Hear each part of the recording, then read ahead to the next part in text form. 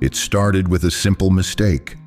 One bouquet, one wrong address, and a twist of fate that would change two lives forever. Emma, a busy florist juggling Valentine's Day chaos, accidentally delivers a dozen red roses and a heartfelt note meant for a client's longtime girlfriend to the wrong doorstep. But instead of sparking confusion or anger, the unexpected gift lands in the hands of Jack, a heartbroken artist who hadn't seen beauty or love in months. Intrigued by the message and touched by the gesture, Jack sets out to find the sender. Meanwhile, Emma, mortified by her error, tries to fix the situation, only to realize her mistake may have bloomed into something far more meaningful. As their paths cross through serendipity, missed calls, and a few more floral fumbles, what begins as a delivery gone wrong slowly blossoms into a connection neither of them saw coming. This isn't just a story about flowers, it's about timing, second chances, and how the smallest slip-up can lead to the biggest surprises. Because sometimes the most unforgettable love stories don't start with fireworks. They start with an accidental bouquet. The flower delivery mistake reminds us, love can show up at the wrong door, at exactly the right time. Emma ran on caffeine, flower petals, and sheer willpower. Valentine's week was her version of the Super Bowl, and her tiny floral boutique, Bloom Theory, was bursting at the seams. Vases cluttered every surface. The air was thick with the scent of peonies and lilies, and handwritten notes waited to be tucked into each delivery. Emma had always loved the poetry of flowers, the way a simple arrangement could say what words couldn't. But between deadlines, back orders, and one particularly needy bride-to-be, the romance of the job had started to wilt. Still, she pushed through. She was the kind of person who smiled through exhaustion, who found beauty in chaos. Her friends teased her for being a hopeless romantic, but Emma didn't mind. She believed in grand gestures, even if none had been made for her in a long, long time. Her apartment above the shop was more plants than furniture, and the only thing more tangled than her ivy vines was her dating life. Emma had put her heart on hold for a while now. It wasn't bitterness, just life. So when she stuffed that bouquet into the van that morning, she had no idea that her own love story was finally about to bloom. The day it happened was a whirlwind. Orders were pouring in, the phone wouldn't stop ringing, and Emma was juggling 5 things at once, none of them successfully. The bouquet in question was special. 12 long-stemmed red roses, tightly bound in crimson ribbon, with a handwritten note that read, "To the one who taught me love. Forever yours." It was elegant, poetic, the kind of note that made Emma pause for a split second and sigh. Then she stuffed it into the order bin and moved on. The delivery address was scribbled on a sticky note, 12 Rosewood Lane. Or was it 21 Rosewood Lane? Emma didn't have time to double-check. She handed the bouquet to Marco, the part-time college kid working deliveries, and sent him off with a distracted wave and a warning not to speed. 3 hours later, Emma got the first call. A man, calm, curious, and slightly amused, said, "Hi, I think I got flowers that weren't meant for me." Her stomach dropped. That bouquet wasn't supposed to land at Jack's doorstep. He wasn't expecting flowers. He wasn't even supposed to be home that day. But as fate would have it, he was. And the note, it stopped him in his tracks.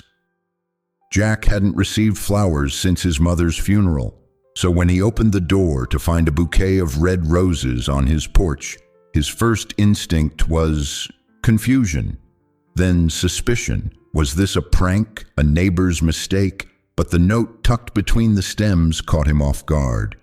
"To the one who taught me love, forever yours." His heart clenched, not because it was meant for him, but because he wished it were. Still wearing paint-splattered jeans and smelling faintly of turpentine, Jack stared at the bouquet like it might explode. He hadn't felt this kind of emotional jolt in months, maybe years. Since his breakup, he'd thrown himself into his artwork, isolated himself in a quiet rhythm of canvases, coffee, and melancholy. And yet, here was this gesture. Warm, romantic, and completely unintended. He called the florist, expecting a quick explanation, but Emma's voice on the line wasn't what he expected. She was flustered, apologetic, and kind of charming. They laughed awkwardly about the mix-up, and when Jack offered to return the flowers, Emma said, "No, keep them. Maybe the universe wanted you to have them." He didn't know it yet, but Jack was already curious about more than just the bouquet. A few days passed, but Emma couldn't stop thinking about Jack. Something in his voice had lingered with her, gentle, slightly broken, but not bitter. She chalked it up to guilt over the delivery mistake. Until he walked into her shop. It wasn't planned. He claimed he was just in the area, but the truth was those roses had stayed on his kitchen table, wilting beautifully, refusing to be ignored. Jack needed to know who this woman was, the one whose accident had brought unexpected color back into his grayscale world. When he stepped through the door of Bloom Theory, Emma was elbow-deep in sunflowers and looked like she hadn't slept in days.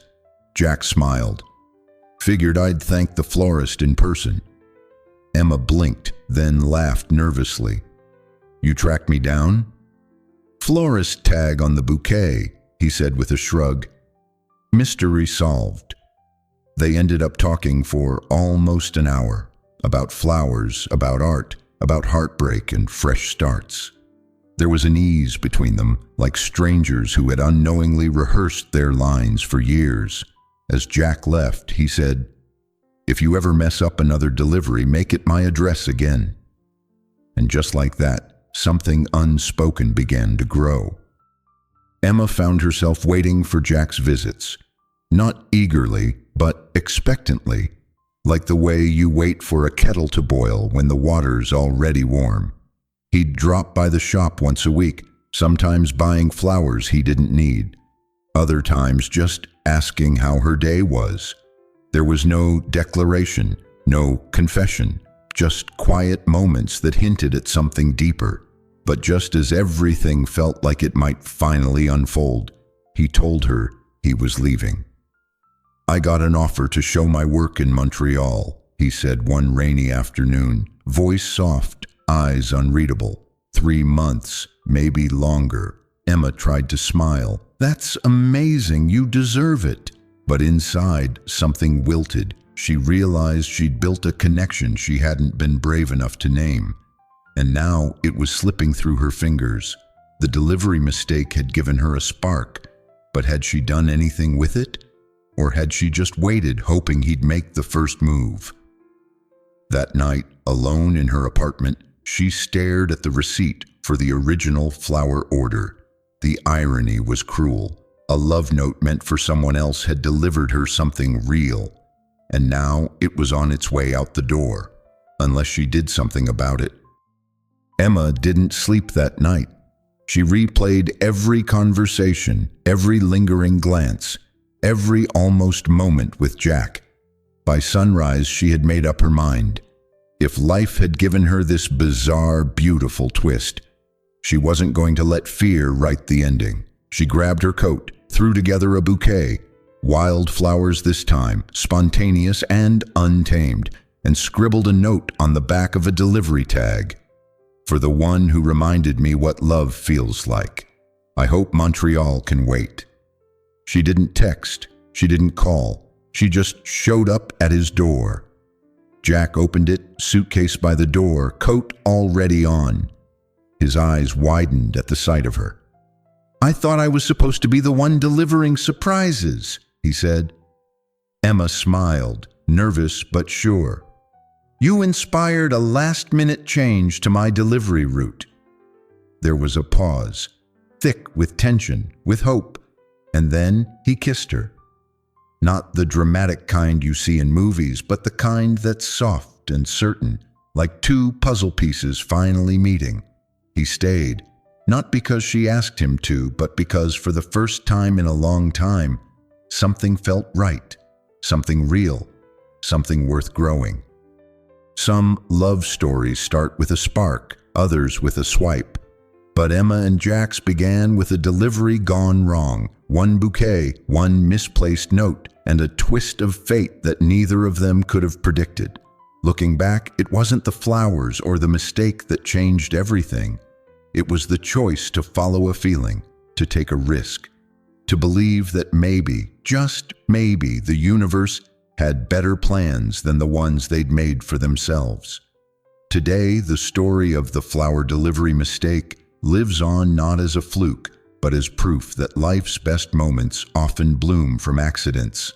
Emma still runs Bloom Theory, and Jack's artwork now includes a series called Mistakes in Full Bloom, all inspired by that one February day. So if you ever get flowers that weren't meant for you, don't rush to return them. They might be the beginning of something incredible. And if this story made you smile, like, subscribe, and drop a comment with your favorite unexpected love moment. Who knows? Maybe your story is already on its way. Light piano with soft strings, gentle acoustic guitar, and subtle ambient romantic whimsical. From a perfect no. The magic of factoring, the magic of serendipity.